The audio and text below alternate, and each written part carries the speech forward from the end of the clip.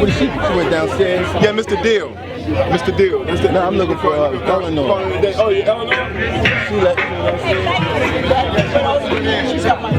Well, don't worry. You take a break. Don't go nowhere. Focus out.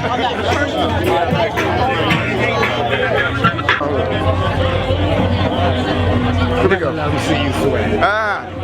Here we go. Okay. All right, peace world. It's Kamal Freeman, We Act Real, here on the Anacostia boat ride with the HNIC of the Anacostia Coordinating Council. Well, no, I'm not the HNIC. The chairman is. Harrison Dixon. You know, I can already think I'm. I can already think I'm the help. All right, there we go. The co-HNIC. But what number boat ride is this one? This is number 17. This is number 17. Consecutive boat ride. This is celebrating our 31st anniversary, and this is one of the few events east of the Anacostia River that happens annually with no break. How were you able to create this institution? That's because it has become an institution. I asked Eleanor last night at the CBC, are you going to be on a boat ride? She said, of course. Yeah. Well, one of our founding board members, like Eddie Taylor, who is deceased, who worked for Curtis Brothers, founded this boat ride, and as a way of folks getting together, and so it is just expanded to the point where the last Saturday in September, there are a number of people who look forward to it. Buy their tickets in advance. So we're looking at rapid development in our city. What do you think is the future of Anacostia as the last frontier of this development? Well, Anacostia has just so much promise that it is going to emerge as one of the hot places to live and to visit.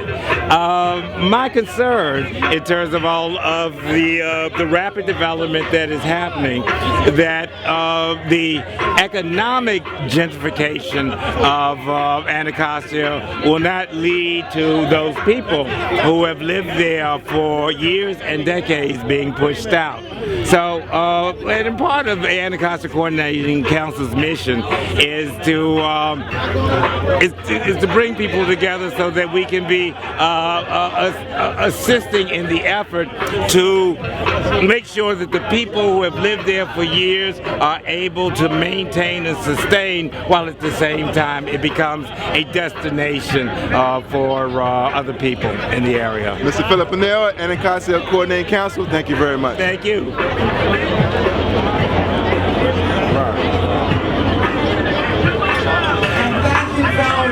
Residents for coming this year. Now, as far as I'm concerned, the name of this boat is Anacostia Coordinating Council, and the captain is sitting right there, and the first mate is Bill Pennell. Because we take over this boat, you all have filled this boat to the gills. All for the Anacostia Coordinating Council, and we thank the Anacostia Coordinating Council. Thank you for making this available to us every year. I come on a really high note this year because we have just had the first ever Senate hearing on statehood for the District of Columbia. The turnout was 2 overflow rooms. We have never had as many DC residents come out to any hearing for the District of Columbia. That means we must really want it. But on this trip, what I really want to announce is that I have just gotten funding for the center building at the Department of Homeland Security in Ward 8. The secretary of the Department of Homeland Security will be housed in that building. That means that the Department of Homeland Security in Ward 8 will be completed. All of that complex of buildings. That is the least we deserve. celebrated today on this boat ride. Thank you very much. For Peace World, it's Kimon Freeman on the Anacostia boat ride. Joined here with Ambrose Lane Jr., the heir apparent of the great Ambrose Lane Sr. Welcome. Welcome. Thank you, brother. What brings you out to the Anacostia boat ride this year? Well, I'm a member of the Anacostia Coordinating Council and have been. I support their work. They do wonderful work of convening important people and leaders to be able to share information throughout the Ward 8 community. I chair the Ward 7 Health Alliance Network, but we reach out and extend what we do even to the Anacostia Coordinating Council. My wife is a board member. Dr. Nora Lane is a board member of the ACC and has been, and we are just delighted. With the massive gentrification happening in our city, what do you say to the continued stigma of living east of the river? First of all, living east of the river is wonderful. I live in Ward 7. I've been doing work in Anacostia, Ward 8 and Ward 7 since 1999. I've done work in Martin Luther King Elementary, Malcolm X Elementary, Ballou Senior High School, Anacostia Senior High School, H.D. Woodson, Burrville Elementary School. So I've done work, and now as chair of the Ward 7 Health Alliance Network, we focus on addressing health disparities in Ward 7 and now parts of Ward 8. So I love living east of the river. It's prime for development. It is our time. We have to make it so that the residents who have been there can stay there and can live there and can live comfortably there. So I'm a proponent of development, but I'm a proponent of smart development and development that is going to take into consideration the residents that have been there for a long time. How do you feel about the whole displacement aspect of gentrification? What do you think could be done to stem that? Is it a cap on property tax? What type of remedy or reform could take place to prevent people from being displaced when the new settlers comes in? Well, the first thing, I mean, I just went to a meeting last week, and the title of it was Access to Capital.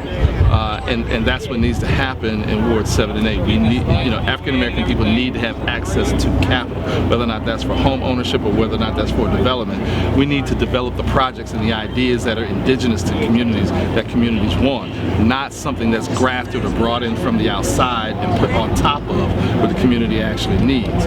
And so, and community leaders also have to step up and make the demands that we invest in our communities the way that the communities want to be invested in, not the way that downtown or an outside developer wants to. And it needs to be a collaborative relationship.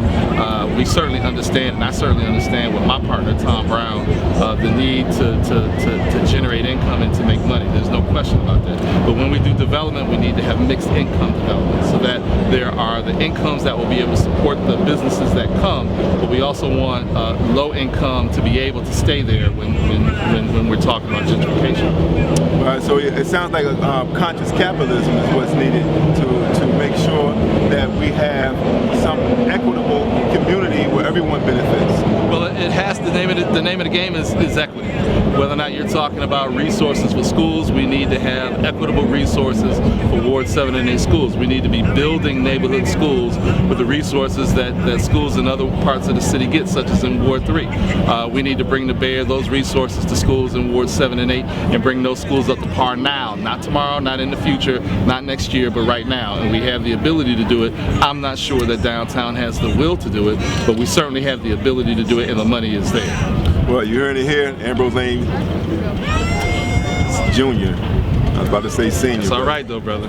Father's a towery tree, and I got a 7-month-old named Ambrose Lane III. All right, congratulations, and I'm glad to see that the fruit didn't fall far from the tree. Yes, sir. All right, yes, Kimon Freeman, We Act Radio, do something.